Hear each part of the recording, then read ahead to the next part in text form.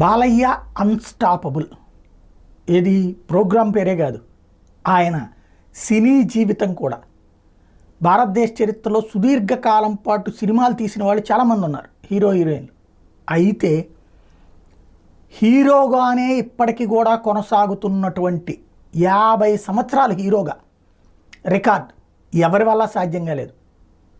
50 సంవత్సరాలు కంటిన్యూగా హీరోగానే చేయటం అన్నటువంటి, వేరే పాత్రే లేదు, ప్రత్యేక అతిథి పాత్ర ఇట్లాంటివి కూడా లేవు. కృష్ణ గారు సుదీర్ఘకాలం పాటు చేశారు, అయితే ఆయన చివరిలో అతిథి పాత్రలో చేసుకొచ్చారు. బట్ బాలయ్యది అట్లా కాదు, అంతా కూడా ఆయనే hero, no doubt at all.